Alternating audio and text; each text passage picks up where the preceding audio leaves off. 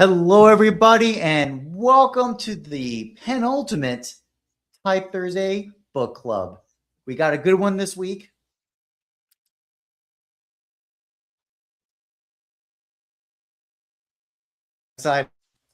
This week, and my service, I knew it. I've had thunderstorm in my area, and my service is going bad. So, cameras, goodbye for me. I apologize for my beautiful voice for now.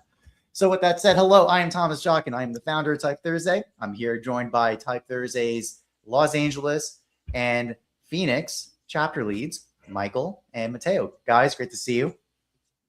Good to see you, Thomas. Hear you. Good to hear you. I know you're going to hear me today, unfortunately, not see me. Alas, the thunderstorms are taking me out in Pennsylvania, but that's okay. So what is Type Thursday? Type Thursday is a meeting place for people who love type. We meet in person at Type Crits in local cities. We currently have them in Phoenix and Los Angeles.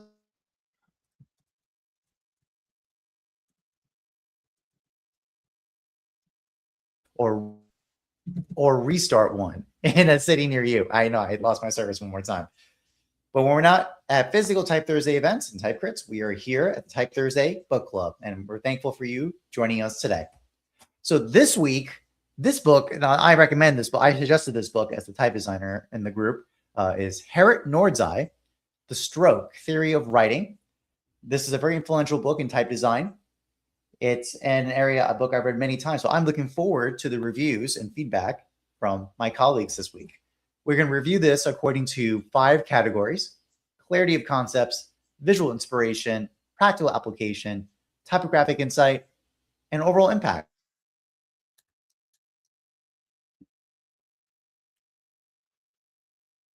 Recording, we're going to find out what our ratings are live. So with that said, Michael, pass us over to the Fig Jam board. And I realized we did not declare a reporting order. So since I just saw Mateo's cursor go on, I'm going to vote for Matheo, myself, and then Michael. Perfect. You got it. Alrighty, everybody. I'm going to jump in with clarity of concepts, and that is how clearly are the ideas explained and arguments explained by the author. In this case, Gerrit. For me, as I read through this book in the beginning, it was really, really fuzzy for me. And I didn't really feel like a lot of the concepts were clear. But at the end, there's a summary explaining kind of how he framed his concepts. And I start to understand more clearly that, okay, this whole book is a clear explanation of, I'm going to land somewhere right around like a 4. And I was ebbing and flowing between like 3 and 4. So it might even be almost like a 3.8. And that's because in the beginning, I don't know if this is because things are lost in translation, because this book was translated from the author's native language, and there is an explanation by the translator in the back saying like, hey, we struggled on how we translated some of these concepts because there's just not a direct way to say it. And maybe that's where some of that vagueness was hitting me. But at the end, I felt like the author did a good job summarizing and telling us really the whole point of this book is understanding, the theory of writing systems through handwriting, through making with your hand, and really documenting very clearly how strokes are made with the nib of a tool or pen or pencil, and mapping those geometries across the page. So once I understood that at the very end of the book, I was kind of like, okay, a light bulb went off, ding, ding, ding. I'm kind of like, things are clicking, things are looking more clear, and I can kind of see how it all came together. So pretty interesting. Yeah. Experience for me. I'll pass. Very good. Now, the safe suspense for me, this book gets a 5. Now, it's a little complicated, right? Because there are 2 major reasons why. One is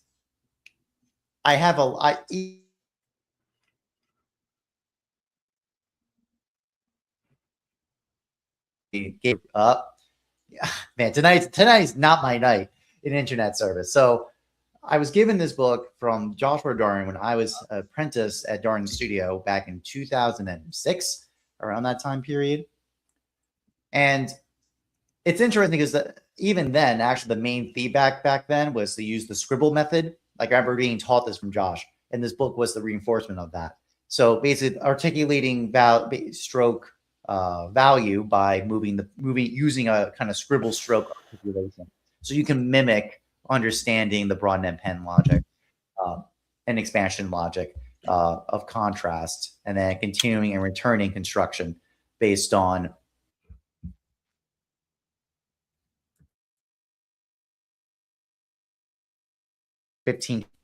lost my service again. 15, 20 minutes later, I reread the book, and now I actually realize much deeper dimensions of what Gerrit was talking about. So yeah, obviously the geometric kind of walkthrough is what he's doing, but he's also justifying via that geometric understanding of the writing process to make letter forms, a rearticulation of history that, as opposed to a very hard break of what's called the Gothic and the Renaissance, he says they're the same logic.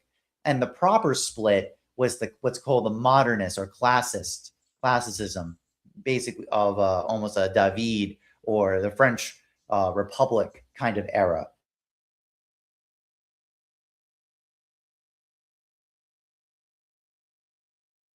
The visual form. Lost my connection again. Lost in the visual form of the difference of an expansionist model of contrast and that instrument of writing versus the broad nib. So I thought that was actually a much deeper cultural, social commentary that the author has embedded in this text. It's not even its primary purpose, the dramatic pauses. Yeah, it's because of the bad service. I apologize, Andrea. But that cultural, social articulation via just typographic understanding, this model he's presenting, it's, I think, a very clear concept when you reread. I reread this again recently, but even back when I was learning, the understanding of the geometric composition.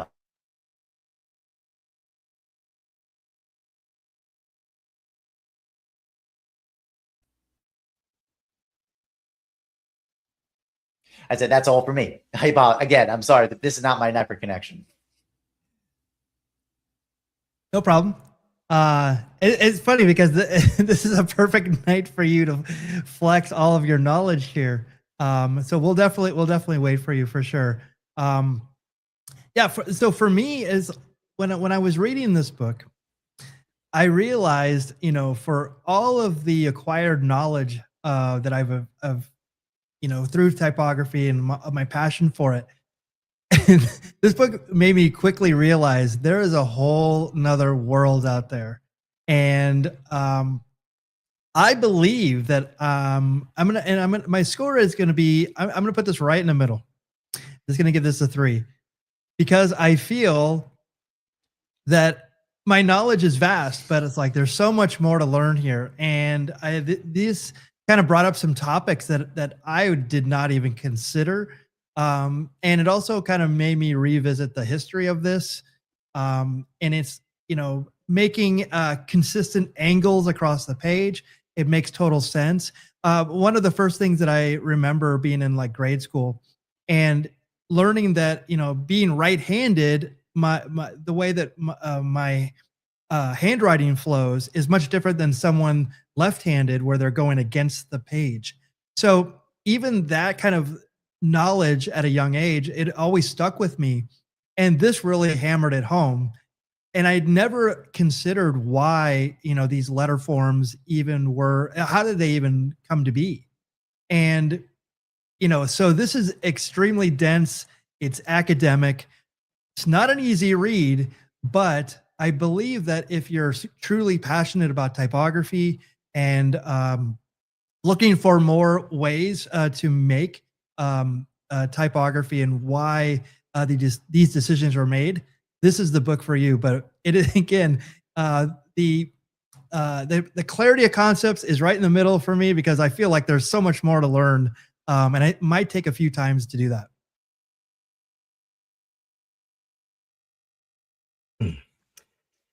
I agree with you 100%, Michael.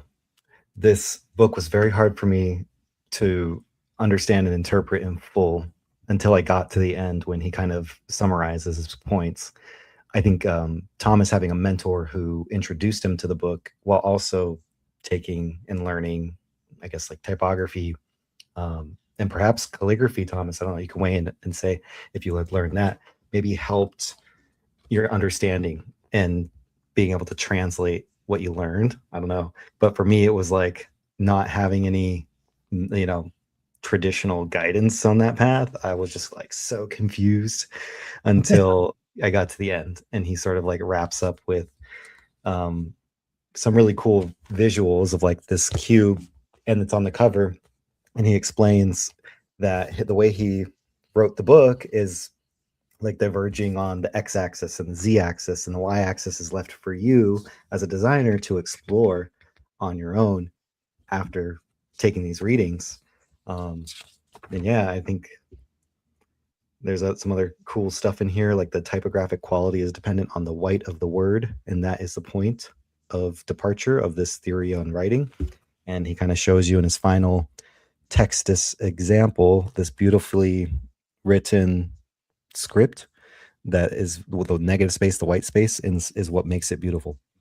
And it finally brought it all together for me at the end, and it drove it home. And I was like, that's what moved me from a 3, because I was in that same position, Michael. I was like, this is like a 2 or a 3. And then I got to that final chapter, and I was like, and he gave me those visuals, and I was like, okay, you know what, you moved the needle for me. Not almost to a 5, but not quite to a 5. I feel like someone's going to pick this book up. They need a lot of other help, guidance, mentorship, other books, learnings, visualizations to get there. But for me, that's why I landed right smack at like that 3.8 to 4 rating, somewhere in there. Yeah. Yeah. Okay, I'm back, everybody. My internet just I'm praying that my hotspot phone will save me on this one. We'll find out. But with that said, I will say that Matheo, when I unfortunately lost all of Michael's commentary, so I was gone for that whole section. So yeah, I apologize. But I did hear Mateo's reply, and absolutely, this does require background knowledge. So I would recommend.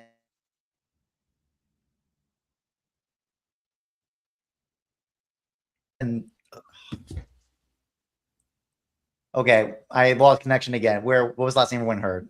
You recommend. Oh, almost everything. Sheila Walters' Foundations of Calligraphy.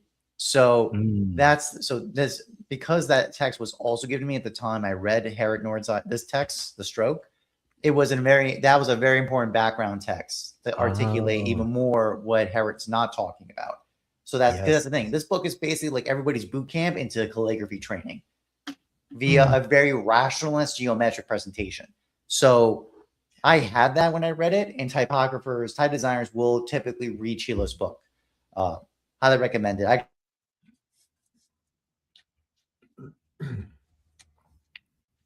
Out of the ambiguities, but I do agree with Matheo that it is the closing chapter that brings it all home. Like no one understands what he's doing with this move. It's way too abstracted until he gets to the construction cube, right? That's a very famous cube. So I think that's where he really clinches it in terms of articulating what he's doing, like what you get with this concept, like with this model of articulation. I agree with that. Sounds like we've got a book for season 2. Yeah. So let's go to our next visual inspiration. Oh yeah, I'm jumping. Dave's up first. So as you heard me explain in my argument on clarity of concepts, one of the things that helped me in this book was the visual inspiration, like the cube that is a diagram, but that helped really drive the concepts home to understand it better visually. And the examples of different calligraphy strokes that he breaks down throughout the entire book. And there's so many like favorites that I had just never really understood, like this, and others that I was just like, okay. At first, I was looking at this book and I'm like, this is going to score 1 on visual inspiration for me. But as I got through the book and I understood the visuals and how they move the concepts along and give you more clarity and insight, then I was like, you know what? I'm actually going to land myself probably right at a solid 3. It's not the book that you're coming to as a designer for visual inspiration on how to approach a design, not even for how to get visually inspired for your next typeface, but the visual inspiration comes from the way that he breaks down explaining the problem, and how he also shows you plenty of wonderful examples, like this one being, that go along with the explanation of the nib and the path that the nib follows, like the front line, also known as the heart line. I didn't know that before. And then also, if you're changing angles, why the line width changes, and he breaks that down visually for you. I had never seen that broken down so clearly, and it started to help, especially having the Martina Floor's Golden Secrets of Lettering, Ken Barber's Lettering Manual, them talking about, hey, here's a technique to use, and he goes, Gerrit goes into, here's why these strokes occur and these angles occur the way that they do, and geometrically breaks it down. I had not seen that yet, so very well done visually in that regards. To build on what Matteo said, I think here to get us to kind of stack this, I'm a 4 on this one. And the reason why is because, in addition to what Matteo said, in terms of the diagramming purposes, I think the other aspect about it, actually, I'm a little further away than I wanted to be. There you go.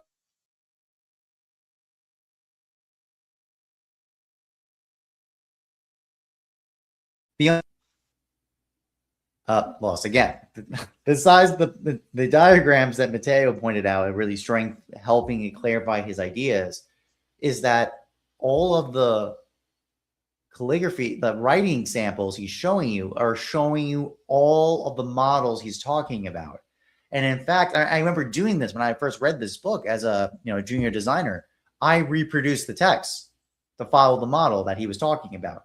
So when Matteo says this is a book for visual inspiration, it's you reproduce the samples to understand, how am I understand the pen angle? How am I understanding pressure? How am I understanding contrast, etc., spacing?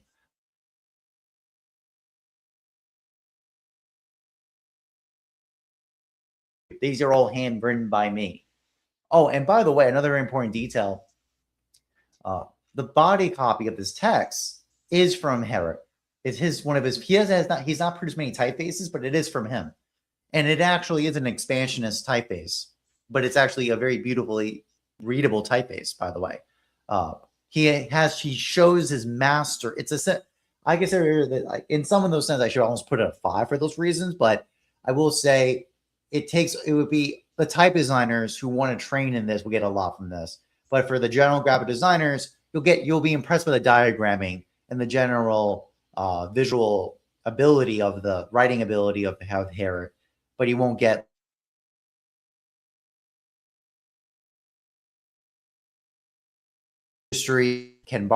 House Industry Ken Barber or Martina Flores' work. So for that reason, I gave it a 4.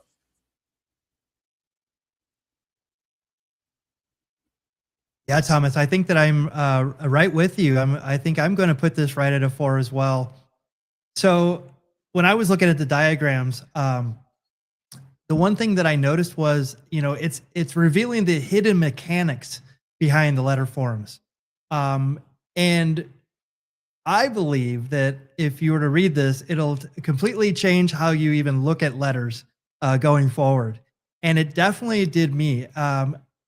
When I was starting, I'm doing a branding project, and I'm working with a lot of letters that are kind of difficult, especially when they're on an arc. And so the one thing that I had to consider was, kind of how when I explain to people like these are all shapes, it makes sense to them. But I think this goes so much further into the, how these actually letter forms are built and why they're built that way. And I think that is one of the strengths of this. Again, for me, as someone who's a type enthusiast as well, to see that the extra mechanics behind it was really kind of fascinating. And I think we're really lucky to have this book, and it definitely changed the way that I'm going to approach things going forward. And that says something, because we're kind of biased because we're all really big into typography. But when I explain this, I'm going to use these concepts a lot in the way that I break everything down. Very beautifully said, you guys. I almost wanted to rank this a 5 when I read that the whole book is typeset in his typeface that he designed. The author designed this typeface, and it's beautifully designed. And why? Why is this typeface so beautifully designed? I say that because as you're reading the book, this was one of the easiest books to read as far as the typesetting was so well done to the point where your eyes could just go. I think this was the fastest book I've read. And yes, it's a pretty small book.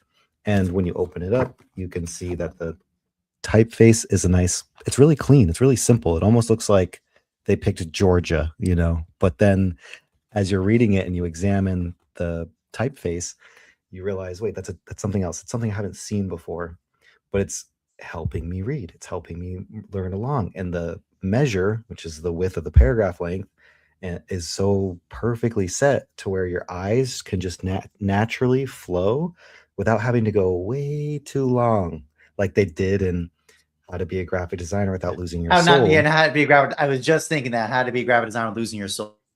Boom. So hard to read. So I almost gave this 5 for that reason, but then I was like, okay, it's not this graphic design book where you're coming for like logos that last, where it was like visual. Mhm. Thomas, I'm glad you knew what I was hearkening at. Oh, absolutely. That book was horrendous. That was a horrendous reading experience. Yeah. Yes. I mean, also it's almost like Bringhurst's Annals and Typographic Style, like again, where the book typesetting itself is the visual inspiration. Yeah. So, under those reasons, I really probably should have been reflecting on that a little more. I probably should have bumped up to a 4.5 or even a 5. I think I was a little worried about being too much of a fanboy by just blasting 5. Yeah. Yep. Didn't want to fanboy out too much. Well, you don't have very many of those moments, Thomas. So it's like Yeah. I think you have a You few earned in it. you. Yeah, I know. I'm usually the hater of the group. It's very fair. I have a reputation to maintain. I can't be too enthusiastic. With that said, shall we continue? Yeah. Oh, that's funny. Okay. So I'm going to go ahead and pull out, let's see. So for practical application and usefulness in professional practice or teaching, I unfortunately was going to land at a 2, but then I was like, well, no, not quite, because if I'm going to go from this book to designing a typeface, it gave me a ton of information and ideas and new approaches that were broken down very nicely. But at the same time, he doesn't even touch what I felt like was I think sans serif, and he really stays away from sans serif with like a lot of disdain and rage and just like ignores that entirely. So it's like, okay, this isn't the best practically applicable for like if I want to know all things. So I landed pretty much on a solid 3 here. And one of the reasons I landed on a 3, I felt like, was because of all these diagrams that he shows us where he breaks down visually the construction of each letter form. So he's showing us the construction of the letter N is made up of these different strokes and then the angles, and how that all comes together visually. And then also describes why the downstroke and upstroke and this like returning stroke, and the lines kinds of creates this visual form that resembles handwriting, but also just creates a beautiful, elegant form. And so that changed the way that I approach and think about typography and what a beautiful font is.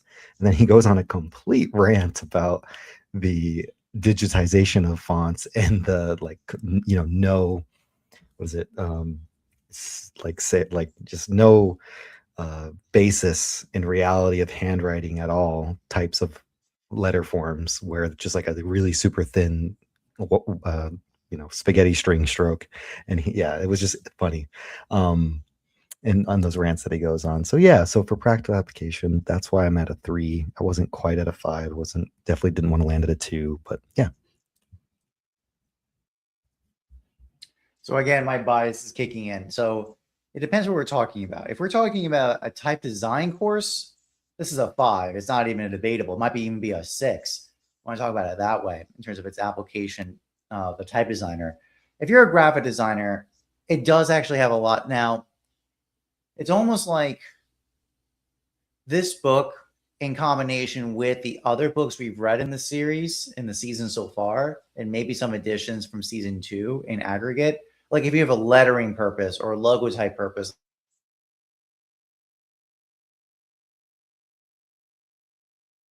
no, but it is useful still, even in a general sense. So for those reasons, when you put those aspects together, it's a 4.5 in my opinion for those reasons. If you're a type designer, this book is not even a question. You probably already have it.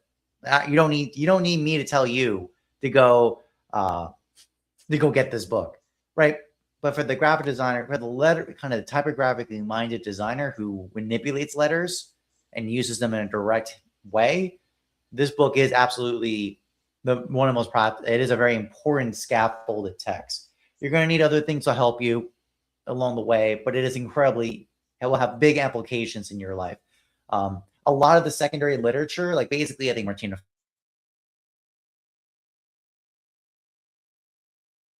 feedback to support you. And those books were very practical too. So and for those reasons, I'm giving it a strong rating, 4.5. Yeah, you both said it so well. I'm actually going to be right here where Matheo is. I can see why this book is so influential, because you're right, Thomas. If you're going to design typefaces, letter forms, I mean, this is the go-to. And obviously, there's a sequel to it, which I'm super excited to read as well. But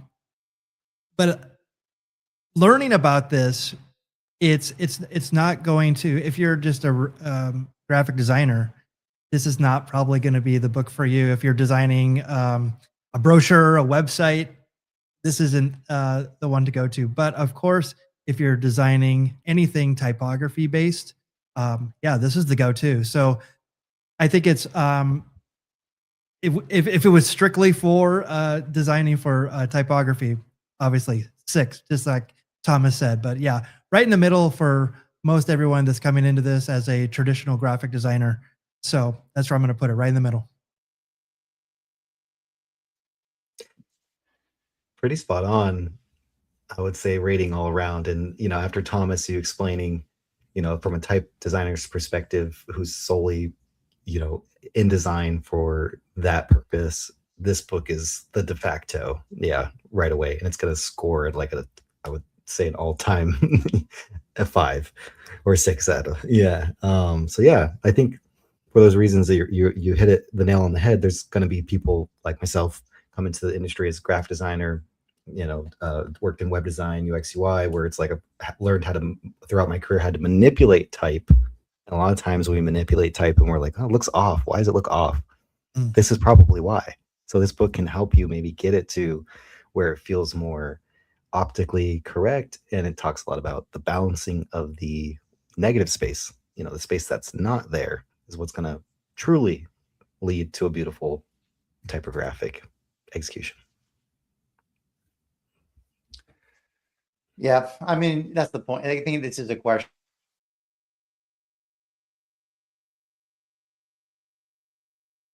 I think things like Bringhurst. I think things like this in connection with Bringhurst would be a really smart move, because Bringhurst gives you the grant like to the application side of typesetting. This text explains even more detail why the letter forms are working the way they do, when they work well, when they don't work well. So I actually want to almost tell anyone who's more the general typographer to combo, basically build off, read Bringhurst, and then come read this, and then go back to Bringhurst again. And I think it'll do you very well. Yeah, so and it kind of teaches typography as kind of like physics, and I think that's probably that could be intimidating to someone that doesn't just picks typefaces that look good or think that they go with that project. But it definitely goes in depth, and I think it's worth the reading to learn more about it, because it's only going to strengthen your eye as far as like why things don't work, like Matheo said.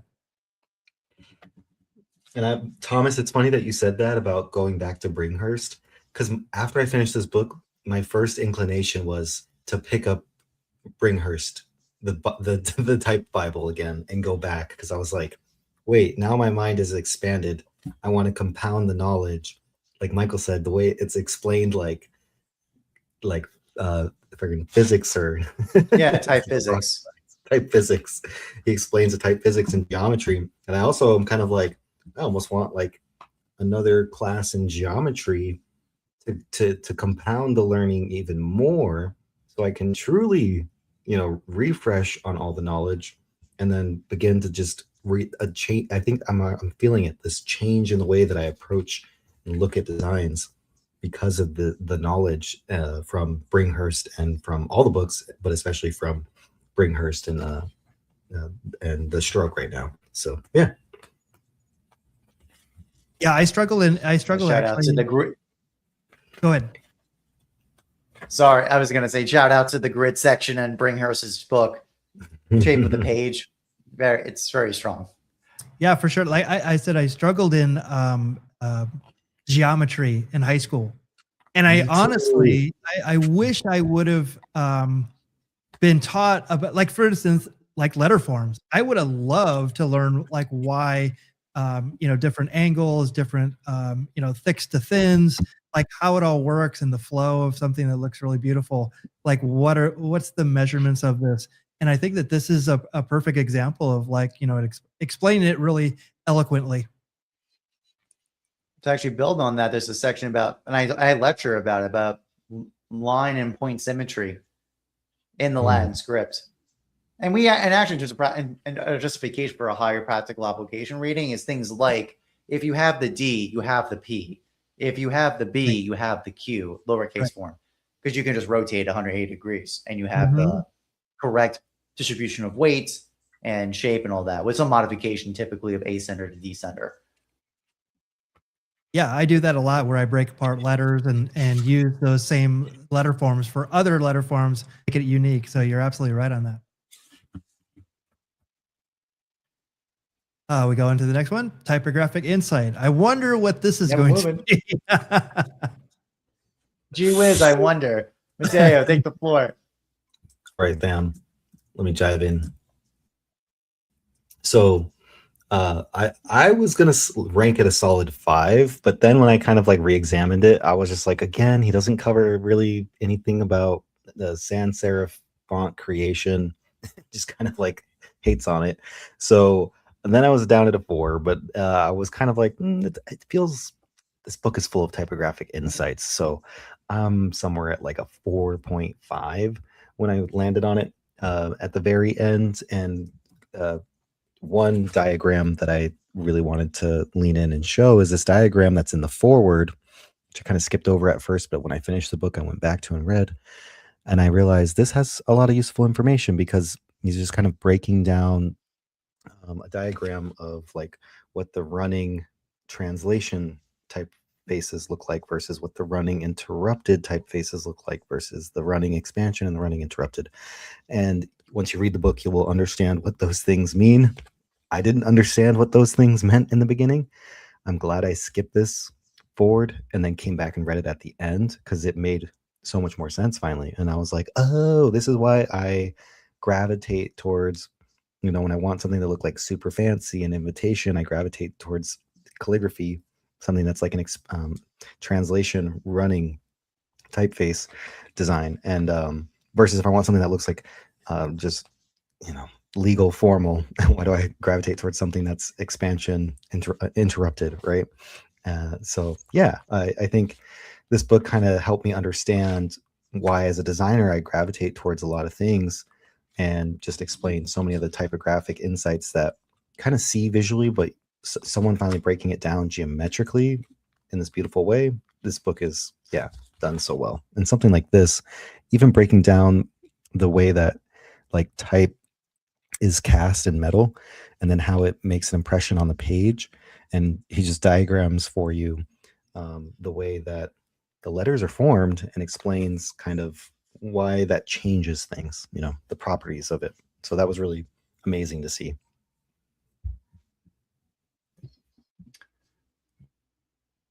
So not gonna be a very big surprise for me. This guy's getting a 5. Very clean, straightforward shot with me.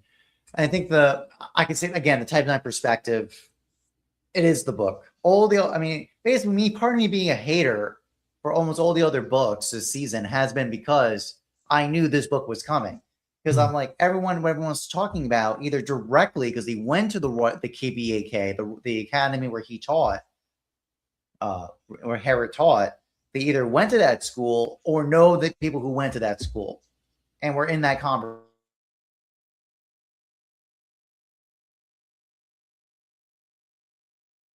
Points because I knew this book was coming. So this is the text in terms of that under a quite frankly modern contemporary type design has been forever changed because of this book. We have good friends who we know very well who absolutely just like have a lot of umbrage about this model of typography type design, but generally it is still very influential and very insightful. So I think in terms of any other book that you've read that you felt very clear of how to use letter forms in a constructive way, that especially if you were not trained formally in calligraphy, is in thanks of this book. So as a result,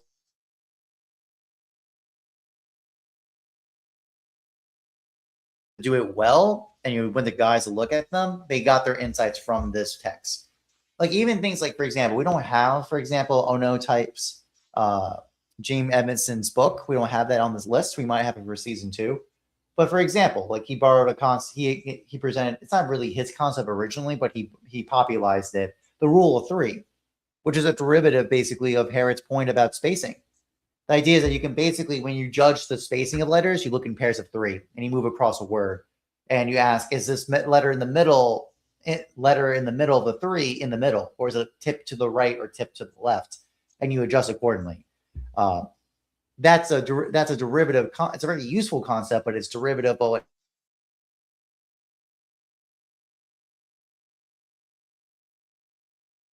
each other. That's the same concept. It's just a different articulation of it. So for those reasons, this book is the gold mine of insight for typography when it comes to the letter form making process. So for those purposes, it gets a 5 for me. Love it. Well, it's going to be a crowded space right here. Let me see if I can just get right there. I'm going to put a 5 in there. You know, the one thing that really stuck out to me was this argument that, you know, type is essentially like frozen writing. And I never really kind of thought about it that way. And it's kind of, you know, it kind of reshaped about like how I kind of view this now. And, you know, the more that I read and do more introspection about, you know, these different typography concepts, you know, I'm finding all these really great, you know, quotes that come out. And it again, I'm a type enthusiast and I try to learn as much as I can about letter forms. But it also helped me kind of understand, you know, the relationship between handwriting, calligraphy, and typography, which is, you know, very hard to explain. If you were to actually just try to do that with someone, they'd probably zone out and not listen to you anymore. But I can see how this book is so influential, and it really dives deep into the understanding of typography. So again, a 5. I don't think that we were going to have anything middle of the road on this one.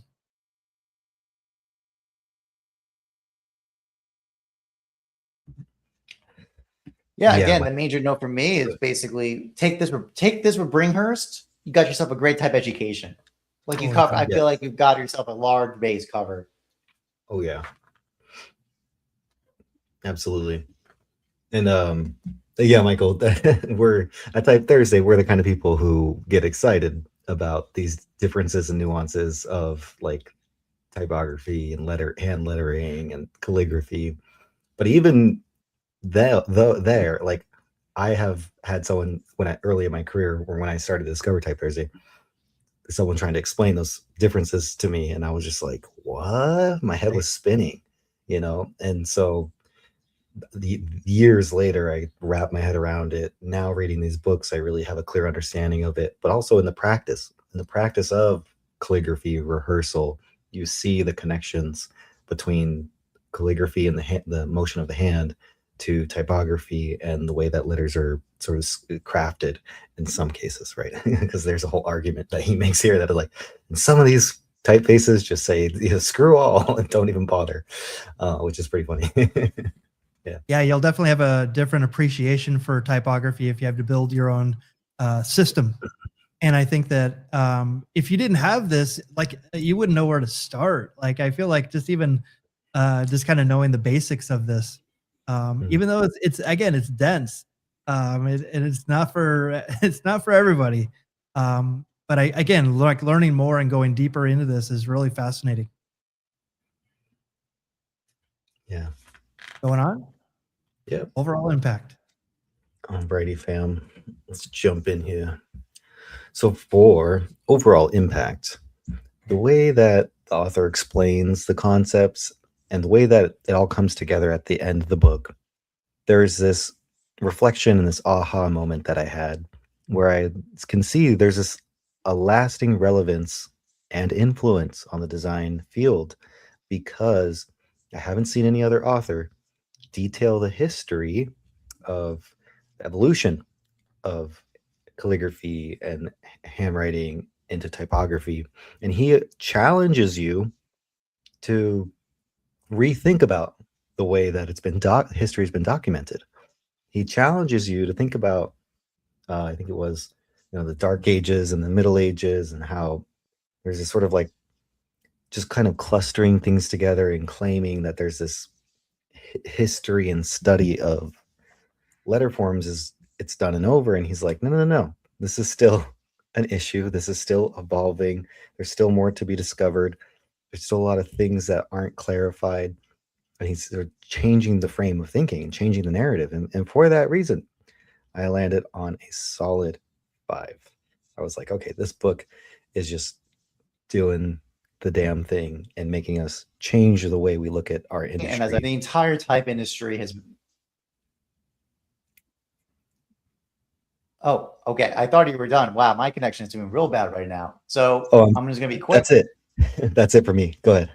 Okay, got you. Okay, we're going in. It's a 5. From what I heard from Matheo, I totally agree with everything he's saying. The entire type industry is indebted to this book, like in terms of our entire practice. It's informed from this. This text is basically our origin point for contemporary thought, and it's actually still being developed. So, for example, this model, because its writing origin priority, allows for non-Latin focus. So people have applied this in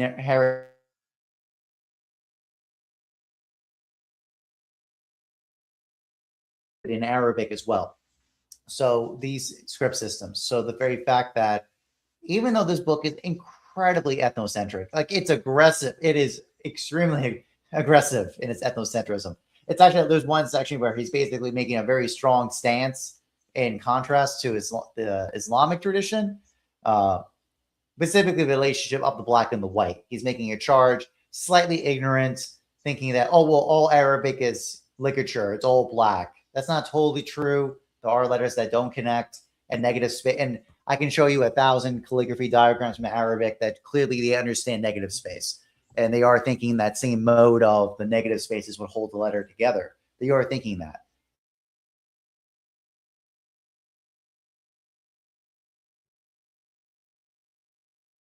I'll jump in.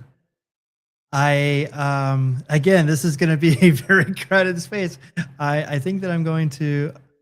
Oh, you can actually see me right here. Again, a 5. I love. Okay, I am back. What was the last thing everyone heard? I don't know. I already went into mine. Michael jumped in to share his. Sorry. Awesome. Tom. All right, ignore me, please. I'm back. Hi, Michael. Continue, please. Yeah, I mean, I love like the central kind of thesis of this, that, you know, every typeface can be understood through the logic of the stroke and the movement that created it. I mean, that hits hard. when Thomas was talking about Arabic, when you're talking about kanji, when you're talking about, I mean, I love getting different like t-shirts that are in different languages just because of how cool the typography looks. I look at like things like even Armenian. Armenian is a perfect example of like I have no idea what it says, but it's just so beautifully um, uh, illustrated sometimes. And I also like how they, so you have these letters, but then you make like the pop version of that. You know, what is the Arabic version of like, you know, kind of making it cartoonish? I think that that's kind of a fascinating concept. So this is where we kind of stop seeing letters as shapes and starting to see the evidence of motion through these. And that's what gets me excited about typography. I didn't even realize it. I go, that's what I love. It's literally like, you know, turning it on its side so it like has movement to it. But then the swashes and all the different things that you can bring into it, the different you know, ball terminals and, you know, different things that you can put into it. It's like it's a complete typography package. But why does it work? It's because of these concepts that are in this book. Yeah, Michael, that was one of the pages that I flagged where the author is explaining kind of like modulation, is it?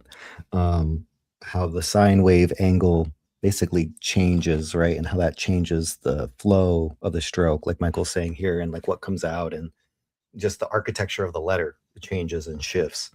And you said it so beautifully, Michael, like it's universal to how, you know, the Chinese, the Japanese, the Koreans, how Arabs, like how Armenians, how all humans approached, you know, making some, you know, visual language through strokes. And I like his argument that he made about they're basically you know, logos, like logo forms almost, like or he uses a better term than that, but each little character is its own, you know, understanding and symbol, and we're able to interpret that. And some languages do that better than others, and English isn't always even the best one, you know, phonetically that's pronounced, and some others are more pictograms, and that was the word he uses, pictograms. Like the kanji is very, you know, pictogram driven, where it's like we draw a forest in the form of a strokes, and that's, you know, the word for tree or forest. And it's yeah, I think I never liked history in school. I didn't like having to memorize dates and like wars and battles, but learning about this history of the strokes and calligraphy and writing systems has gotten me to become like a nerd where I'm just like, oh my, I'm loving this. I also struggled in geometry and math classes as well. So I'm like, oh man, but now I'm seeing the value of like understanding the geometry. And in design, it's all that. It's all geometry and math, you know, underlying in the underlying form. So it's really cool. Yeah, I mean, I love history. I'm a big baseball nerd, so like, I love all that history. So like, I'm I didn't think that I liked history, but I actually found out I love history. But the one thing that this book does, it teaches you how to. Most typography books teach you how to use type, but this book teaches you, you know, why these letter forms look the way they do, and the science behind it. I think that's the cool part about this as well. That's really interesting way to put it, Michael. You're right. A lot of the books tell you how to use type or play with type, but this book tells you like how to look at it and why is it that way? You know? Yeah. Thomas. There's an entire Harry talks about as a whole. I think it's in the beginning part. He talks about how you have to see in theory, right? So if I think it's actually a big takeaway is that for most of us in the arts, we went into the arts because we ran away from math and we ran away from history, science, all that. But it's ironic, and the great irony, this book actually gives you a whole new articulation to come back to it.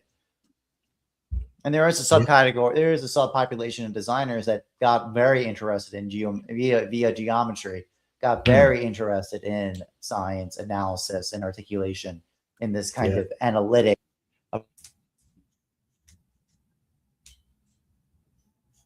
Yeah, I might have said this before. Whenever I teach my students, I say like I was terrible in math. Like one of my first math classes in high school was Introduction to Algebra. Introduction. Like they didn't even teach me before that.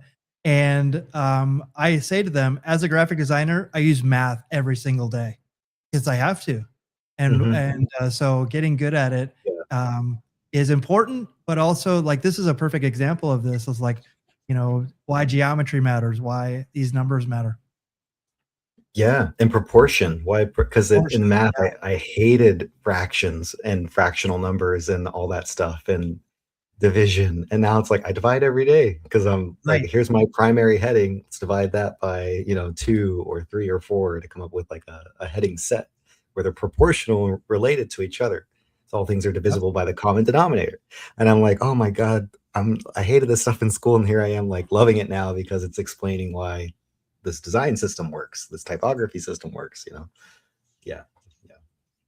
Yeah, Thomas talking about the threes. I mean, that makes total sense, right? Yeah. Kerning and tracking kerning pairs and threes. I hadn't heard that one yet. I know look at it as like water volume between the letters and pour water between each letter, try to even out the volume of water. I like that visual, and Martina Flor did a good job expressing that in her book, but I hadn't seen yet the look at the pairs and threes, because when you're kerning, you're looking at the 2, right? But then something else pops out of place because you kern those those 2 letters really nicely, but then all of a sudden your other one's like looking funky. Mm-hmm. Are you there, Thomas? Yeah, I'm here. Unfortunately, the service is doing really not well. So I think we're ready to transition. All right, let's do it. Let's do it. All right. So let's spin the wheel. Spin that wheel. And don't forget to like and subscribe while we're spinning that wheel. Smash that like button. Helps us out a ton. And cost you none. Woo! So invent a fictional blurb from a famous typographer. What would they say?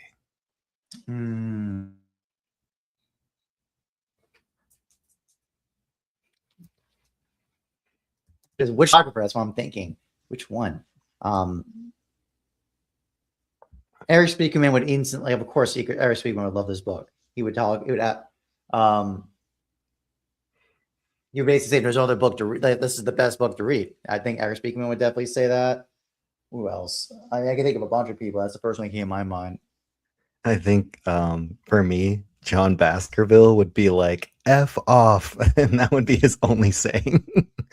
Because the author really riffs on Baskerville. Just being like, well, screw you for completely foregoing all things that are made by hand and making your cuteness over there. But yeah, so F off.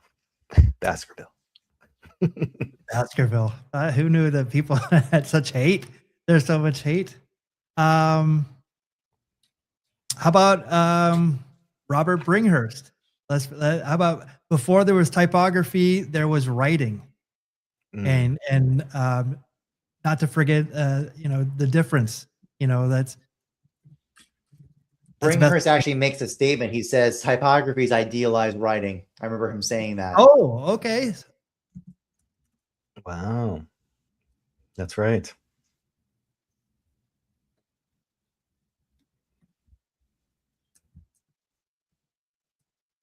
What to do with that? That's the second question. But yes, I think Bringhurst will definitely talk about that. Typography is idealized writing. Yeah.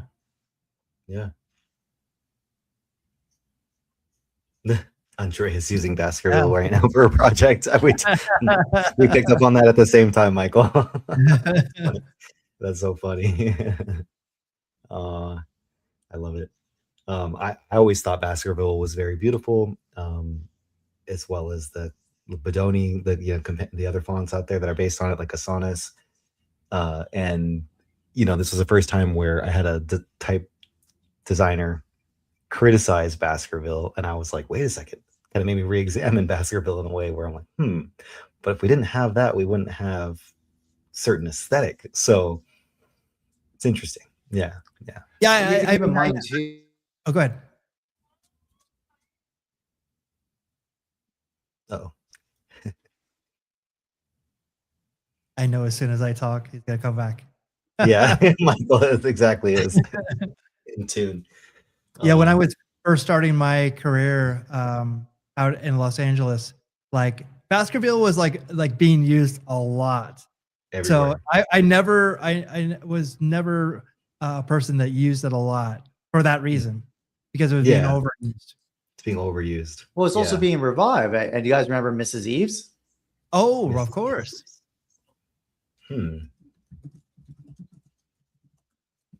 The softer, more delicate rendition of Baskerville. Right. Now, No, that makes total sense. I think it's important to remember to also keep in mind that, but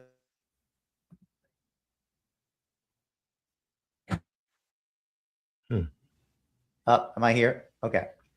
Yeah. Really pretty. So even though Noordzij is dunking on expansionist models like Bringhurst, like Baskerville and Didon, the text he set in is expansionist. Keep that in mind. Like the typeface that is set by him. So it's not like, I don't think his issue necessarily, he says all of them are bad. In fact, actually, this text is actually his typesetting of this font, with this font shows you can make a readable text. Yeah. It's very possible. It's just a matter of how you articulate your positive and negative space. And typically the main problem usually with these genres is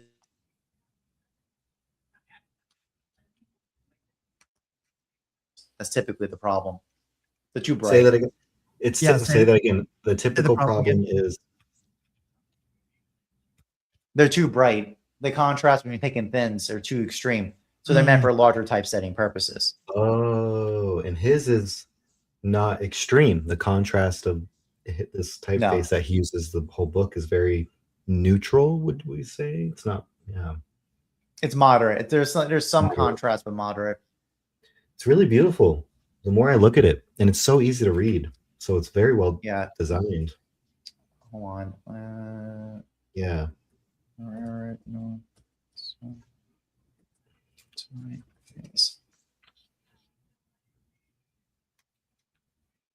Just trying to find the page where he dunks on these like really tiny thin lines.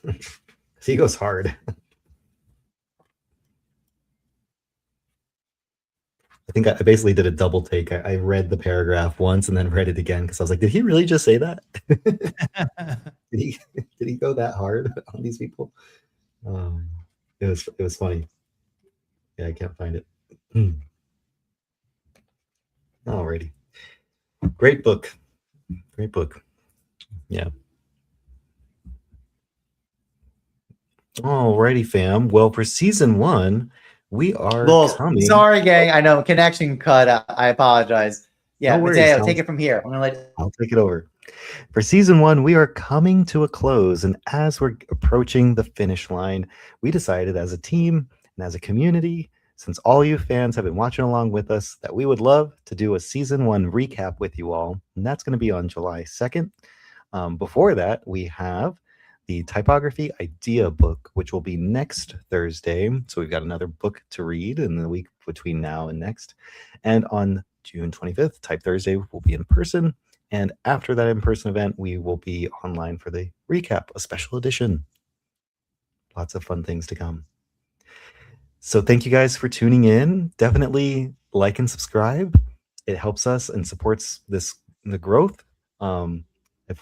We've talked about doing some cute little engagements. We hope the more that you like and subscribe, the more we'll try to come up with some fun things for y'all. So show us some love. This design is designed by the Type Thursday LA team member, Max Schotestein. So I want to say shout out to Max. And the team of us came up with the idea to do game design. And so this is kind of a fun little game design to show you that June 25th, we're going to be in person for Type Thursday LA at HMCT Art Center, our home, our headquarters for LA. And we're excited. Thank you to the team at HMCT for having us. Early bird tickets are on sale right now, which means you can save almost $20 if you buy now. So it's $10 early bird. You'll save about $20. So if you're not buying so you don't wait last minute, and you get pizza, networking, food, drinks, snacks, cookies, and awesome visual inspiration from the 3 presenters who will show work. And you, as the audience member, get to get feedback and share your ideas with us. So follow us on Type Thursday LA on Instagram, and follow Type Thursday Phoenix on Instagram at Type Thursday. Is it PHX, Michael? Yes. And So yeah, I look forward to that. And some great people there at Type Thursday LA. So again, we're all passionate about typography. So if you are too, please consider going. For Thomas Jockin, for Matheo Cadena, I'm Michael Mondragon. We will see you next week for another Type Thursday Book Club. Good night, everyone. Thank you, everybody.